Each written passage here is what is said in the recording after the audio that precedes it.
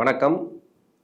Tamil astro life சேனலை subscriber பண்ண அனைத்து நல் உள்ளங்களுக்கும் என்னுடைய மனமார்ந்த நன்றிகள். குரு அதிசார பயிற்சி தன்னுடைய நட்பு வீடாக சொல்லக்கூடிய உச்ச வீடாக சொல்லக்கூடிய கடகராசிக்கு அதிசாரமாக பயிற்சியாகி அங்கே வக்ரமாகி திரும்பவும் மிதுன ராசிக்கு வருகிறார். 12 ராசிகளுக்கும் அதில் உள்ள 27 நட்சத்திரங்களுக்கும் உடைபட்ட நட்சத்திரங்களோடு சேர்த்து 36 நட்சத்திரங்களுக்கும் தசாபுத்தி பலன்களாக கணித்திருக்கிறேன். இந்த வீடியோ உங்களுக்கு பிடிச்சிருந்தா ஷேர் பண்ணுங்கள். உங்களுக்கு என்ன தசை நடக்குது அப்படிங்கிறத கமெண்ட் செக்ஷனில் எனக்கு பதிவு பண்ணுங்கள். சிம்ம ராசி பூரம் நட்சத்திரம், இது சுக்கிரனோட நட்சத்திரம். தசா காலங்கள் 20 வருடம். என்னோட கணக்குப்படி 10 வருடத்தை நான் கணக்கில் எடுத்துக்கிறேன். சென்டர் பகுதியில் உங்களுடைய சுய ஜாதகத்தில் என்ன தசா புத்தி இருப்பு இருக்கோ அதை நீங்கள் கணக்கில் வச்சுங்க. ஒரு சில பேருக்கு 4 வருடம் இருக்கலாம், ஒரு சில பேருக்கு 16 வருடங்கள் இருக்கலாம், 18 வருடங்கள் கூட உங்கள் சுய ஜாதகத்தில் தசா புத்தி இருப்புகள் இருக்கலாம். 10 வயசு வரைக்கும் சுக்கிர தசை நடப்பில் வந்தால் பிறகு 6 வருடங்கள் சூரிய தசை, 10 + 6 16. அதன் பிறகு 10 வருடங்கள் சந்திர தசை, 16 + 10 26. 26 வயசு வரைக்கும் சந்திர தசை நடப்பில் வரும். படிக்கிற காலகட்டத்தில் இப்போ சூரிய தசை வந்தாலும் சரி, சந்திர தசை வந்தாலும் சரி, அஷ்டம சனி போயிட்டுருக்கு. இந்த சூரிய தசையும் சந்திர தசையும் உங்களுக்கு நன்மை செய்யக்கூடிய தசைகள். இந்த இளம் வயதில் பெருசாக உங்களுக்கு கெடுபலன்களை கொடுக்காது இந்த அஷ்டம சனி அப்படிங்கிறது. இப்போ அதிசார குரு பயிற்சி, இந்த அதிசாரமாக 12ஆம் இடத்துக்கு உச்ச குருவாக வந்து திரும்ப வக்கரமாகி திரும்ப 11ஆம் இடத்துக்கு அவர் பயிற்சி ஆகிறார். இது மாதிரி இருக்கக்கூடிய காலத்தில் இந்த குருவுடைய பலன்கள் என்னவா இருக்கும்? இப்போ சூரிய தசை நடக்குது, அப்படி இல்லைன்னா சந்திர தசை நடக்குதுன்னு வச்சிங்களேன். இப்போ என்ன அப்படின்னாக்கா, ஒரு சில பேருக்கு தசாபுத்தி ரீதியாக பாதிக்கப்பட்டு நிறைய பேர் இந்த படிப்பெல்லாம் தடைப்பட்டிருக்கும். அந்த தடைகள் இருக்காது. இப்போது ஒரு சில பேர் கெட்ட பேர் எடுக்க வைக்கிறது, அதாவது காலேஜிலலாம் கெட்ட பேர் எடுப்பாங்க, இல்லை ஸ்கூல் படிக்கிற டைம்லாம் சொல் பேச்சு கேட்காம நிறைய படிப்பில் மந்த நிலையை கொடுக்கறது, இது மாதிரி அரியர் வைக்கிறது. அது மாதிரி இப்போ நல்ல பேர் எடுக்கிறது பரவாயில்ல, கெட்ட பேர் எடுக்கிறது கூட கம்மி தான் இப்போல்லாம். ஆனால் ரொம்ப மந்த நிலை கொடுக்கறது, அரியர் எல்லாம் வைக்கிறாங்க இல்லையா, அதை ஃபெயில் ஆகிடுவாங்க. அது மாதிரி இருக்கிறதெல்லாம் இப்போ ஓரளவுக்கு மாற்றத்தை கொடுக்கும், ஓரளவுக்கு படிப்பு மேலே கவனத்தை கொடுக்கும். உச்சகுரு உங்களுக்கு மனநிலை ஒரு நல்ல ஒரு மாற்றம், திடீர்னு ஒரு மன அழுத்தத்திலேருந்து வெளியே வர்றது. நண்பர்கள் வட்டாரத்தில் ஒரு சில பேருக்கு பிரச்சனைகள் இருந்துச்சுன்னா அதெல்லாம் இந்த காலகட்டங்களில் தீர்வுக்கு வரும். படிப்பெல்லாம் முடிச்சுட்டு இப்போ வேலை தேடுறீங்க, இப்போ வேலை கிடைக்குன்னா கன்ஃபார்மாக கிடைக்கும். இது வரைக்கும் ட்ரை பண்ணி கிடைக்கலனாக்கா இப்போ கிடைக்கும், முயற்சி பண்ணிங்கன்னா இப்போ கிடைக்கும். ஏற்கனவே நிறைய உங்களுக்கு ஸ்ட்ரகிளில் தான் போயிட்டுருக்கு. ஏன்னா அஷ்டம சனி அப்படிங்கிறதுனால. ஏன் அஷ்டம சனியை மென்ஷன் பண்ணுறேன்னா பண்ணி தான் ஆகணும். ஏன்னா எல்லாருமே அதுதான் சொல்லுவாங்க, அஷ்டம சனி போயிட்டுருக்கு கவனமாக இருங்க அப்படின்ட்டு. ஏன்னா தசாபுத்தி ஒன்று இருக்குது இல்லையா. இப்போ சூரிய தசையும் சந்திர தசையும் பெரும்பாலும் அஷ்டம சனி நடக்கும்போது நிறைய ஸ்ட்ரகிளை கொடுத்துனே இருக்கும். சூரியன் சந்திரன் சனி பகவானுக்கு பகை கிரகம். இப்போ குரு அதிசார பயிற்சி இப்போ ஓரளவுக்கு பரவாயில்ல, நீங்கள் ஓரளவுக்கு வேலைக்காக முயற்சி பண்ணியும் எனக்கு கிடைக்கல அப்படின்ட்டு உக்காருவீங்க தெரியுங்களா. அந்த டைமில் வேலை கூப்பிட்டு கிடைக்கும் உங்களுக்கு. அந்த டைமில் ஒரு நல்ல ஒரு வேலை கிடைக்கும், எதிர்பார்க்காத அளவுக்கு ஒரு வேலை கிடைக்கும். ஏன்னா உச்சமாக வராரு அப்படிங்கிறதுனால உங்களுக்கு நல்ல ஒரு பலன்கள் அப்படின்னு சொல்லலாம். உங்களுக்கு முயற்சிகளுக்கு அந்தளவுக்கு வெற்றி வாய்ப்புகள் உண்டு இந்த டைமில். இப்போ வேலை செஞ்சிட்ருக்கீங்க, வேலையில் ப்ரெஷர் அதிகமாக இருக்குது, போக்குவரத்தில் அலைச்சல் அதிகமாக இருக்குது, இது எல்லாமே குறையும். எல்லாமே உங்கள் மேலே தான் இப்போ வேலையை போட்டிருப்பாங்க ஃபுல்லாகவே. சுற்றி இருக்கிறவங்க ஏதாவது பக்கத்தில் இருக்க கூட லீவ் போட்டுருவாங்க, அந்த வேலையை நீங்கள் செய்கிற மாதிரி இருக்கும். அந்த வேலை ப்ரெஷர் இருக்கு இல்லையா, அதெல்லாம் கொஞ்சம் கம்மியாகும். நிறைய பேர் சப்போர்ட் வருவாங்க, உங்களுக்கு உதவிக்கரம் நீட்டுறது, அது மாதிரி வந்துடும். இப்போ நண்பர்கள் பகையாளியெல்லாம் ஆகிருக்கலாம். ஒரு சில பேர் அவங்கெல்லாம் நண்பர்கள் ஆகிறதுக்கான வாய்ப்புகள் இருக்குது, மன்னிப்பு கேட்கறதுக்கு கூட வாய்ப்பு இருக்குது. அது மாதிரி மனநிலை மாறும், உங்களை புரிஞ்சுப்பாங்க. வேலை செய்யக்கூடிய இடத்துல ப்ரொமோஷன் கேட்டிருந்தாலும் அந்த ப்ரொமோஷன்லாம் கிடைக்கிறதுக்கான வாய்ப்பு இருக்குது. வெளிநாடு சம்மந்தப்பட்ட வேலைக்கு ட்ரை பண்ணி விட்டுட்டேன் சார், என்னால் முடியல அப்படின்னாக்கா இப்போ அந்த வேலை வாய்ப்புகள் உறுதியாக இருக்குது.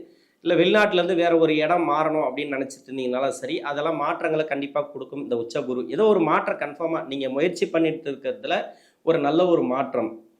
நீங்கள் எதில் வேணால் முயற்சி பண்ணலாம். உங்களுக்கு 1008 எண்ணங்கள் இருக்கும், நிறைய உங்களுக்கு கவலைகள் இருக்கும், இல்லை எது தேவை இருக்கோ அந்த தேவைகள் இப்போ பூர்த்தியாகும். 26 வயசுக்கு மேலே 33 வயசு வரைக்கும் செவ்வாதசை. என்னோட கணக்குப்படி நான் செவ்வாதசை எடுத்திருக்கிறேன். ஒரு சில பேருக்கு 40 வயசு வரைக்கும் கூட செவ்வாதசை வரலாம். ஒரு சில பேருக்கு 30 இல்லைனா 28 கூட செவ்வாதசைங்கிறது முடியலாம். செவ்வாதசையில் இருக்கிறீங்களா, உங்களுக்கு நல்ல ஒரு முன்னேற்றம். செவ்வாய் அப்படிங்கிறது இந்த ராசிக்கு 4ஆம் அதிபதினு சொல்லக்கூடியவர், பாக்கியஸ்தானாதிபதினு சொல்லக்கூடியவர். நல்ல ஒரு முன்னேற்றங்களை கொடுக்கக்கூடிய தசை தான் இந்த தசையில். அஷ்டம சனி வருது, என்ன பண்ணுறது, கஷ்டமாக தான் இருக்குது பார்க்குறதுக்கு. அது மாதிரி இருக்கும். எவ்வளோதான் முயற்சி பண்ணாலும் சரி, இந்த செவ்வாய் தசையில் முன்னுக்கு வர முடியல அப்படின்னு நினைக்கக்கூடிய நபர்களுக்கு இப்போ வெற்றி வாய்ப்புகளை கொடுக்கும். வேலை ரீதியாக ஒரு ப்ரொமோஷன் கிடைத்தா ப்ரொமோஷன், தொழில் ரீதியாக நல்ல ஒரு வளர்ச்சி, கடன் பிரச்சனைகள் கன்ஃபார்மாக தீரும். கடன் யாராருக்கெல்லாம் இருக்கோ நிறைய கடன் வாங்கி போட்டிருப்பீங்க, அது சுப கடன்களை தான் அதிகமாக கொடுத்துருக்கும். ஒரு சில பேருக்கு வந்து இந்த ராசிக்கு வந்து 6ஆம் இடத்துல போய் செவ்வாய் மாட்டினார்னு வச்சுக்கலாம், அதுவும் உச்சமாக மாட்டினார்னாக்கா 6ல் உச்சம், அதுவும் இல்லாத லக்னம் பார்த்தீங்கன்னாக்கா ஒன்று கன்னியா லக்னம், அப்படி இல்லைனாக்கா மிதுன லக்னம். இது மாதிரி இந்த லக்னங்களுக்கெல்லாம் இந்த செவ்வாய் அப்படிங்கிறது நன்மை செய்யாது. இது மாதிரி இருக்கக்கூடிய நபர்களுக்கு கடனை கொடுத்துருக்கும். கடன் அல்லது நோய் வழக்கு, ஒரு சில பேருக்கு வழக்கெல்லாம் கொடுத்துருக்கு, சொத்து ரீதியாக வழக்கு. சும்மா இருந்தாலும் கேஸ் போட்டுருவாங்க, ஏதோ ஒன்று சும்மா வாய வச்சுருந்தா ஏதாவது ஒன்று சொன்னால் டக்குன்னு கேஸை போட்டுருவாங்க. அது மாதிரி எதனா ஒரு கேஸ் இருந்ததுன்னா அந்த வழக்குகள்லாம் கொஞ்சம் உங்களுக்கு சாதகமாக வரக்கூடிய சூழ்நிலைகள் ஏற்படும்.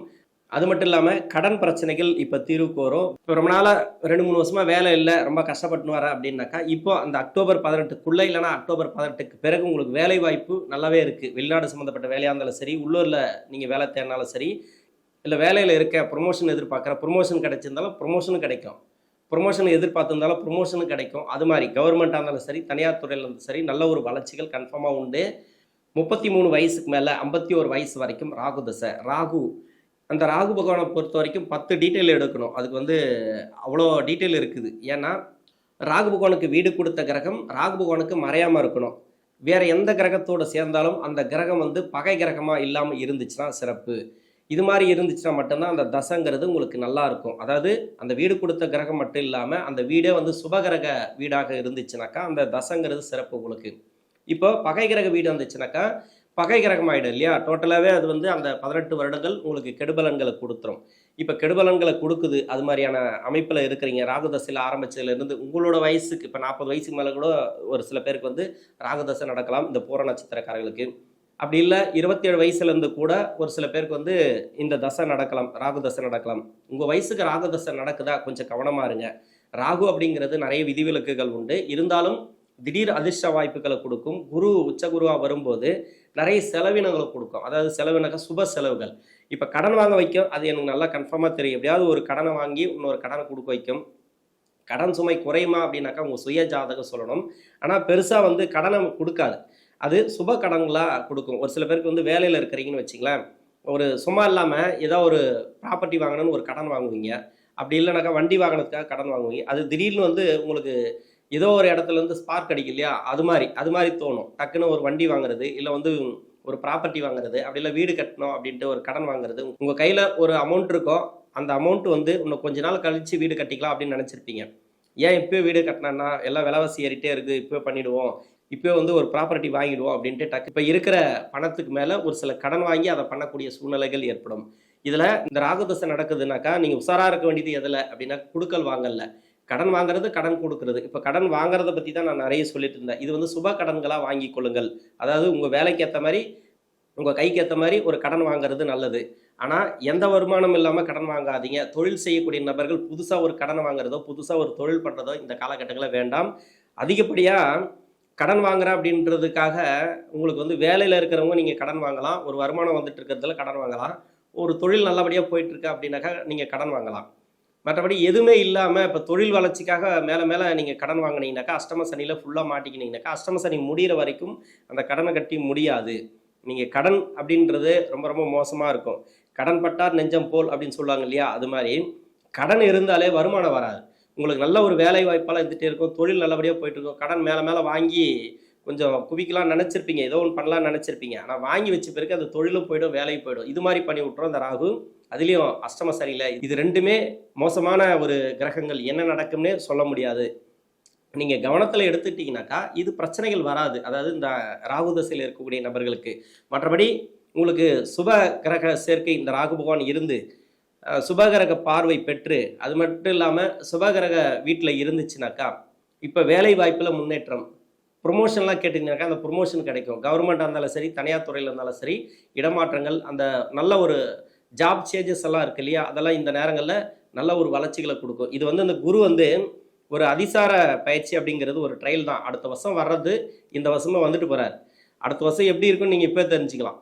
அடுத்த வருஷம் என்ன தான் சொன்னாலும் சரி, இந்த 1.5 மாதத்தில் குரு என்ன பலன்களை கொடுத்ததோ அதுதான் அடுத்த வருஷம் அந்த குரு பயிற்சிக்கு கொடுக்கும் அப்படிங்கிறத நீங்கள் கன்ஃபார்ம் பண்ணிக்கலாம்.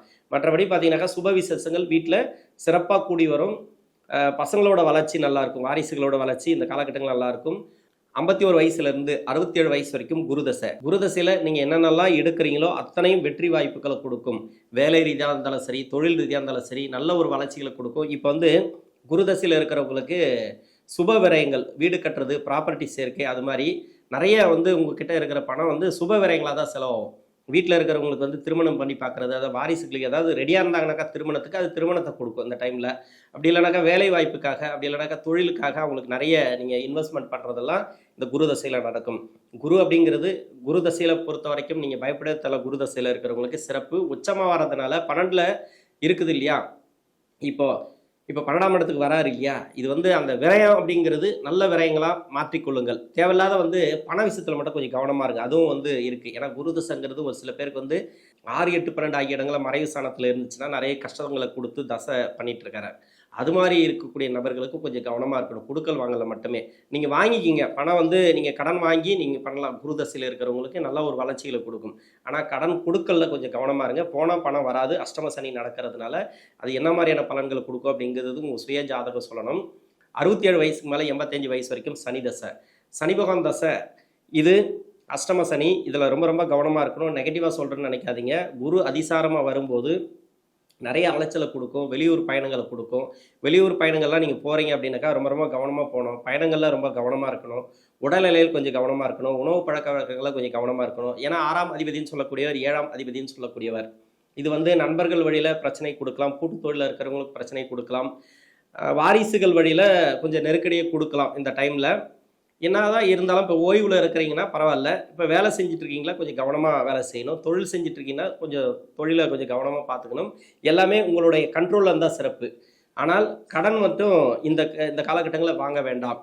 கடன் கொடுக்கல் வாங்கல கொஞ்சம் கவனமாக இருங்க. அதே மாதிரி நெடுந்தூர பயணங்கள்லாம் சொல்லிட்டேன். இது மாதிரி உணவு பழக்க வழக்கமும் உங்களுக்கு கொஞ்சம் கிளியராக பார்த்துக்கிறது தான் நல்லது. எதுவாக இருந்தாலும் சரி, மருத்துவரை அணுகிறது இந்த காலகட்டங்களில் நல்லது. நிறைய விரயம் அப்படின்னாக்கா தேவையில்லாத செலவு. இப்போ பரவாயில்லைங்க, நான் தொழிலில் இல்லை, வேலையில் இல்லை, நான் ஓய்வில் இருக்கேன் அப்படின்னாக்கா டக்குன்னு வந்து ஹாஸ்பிட்டல் செலவு வச்சிடும். அது மாதிரி பண்ணிடும். அதனால சாப்பாடு விஷயத்தில் கொஞ்சம் கவனமாக இருங்க.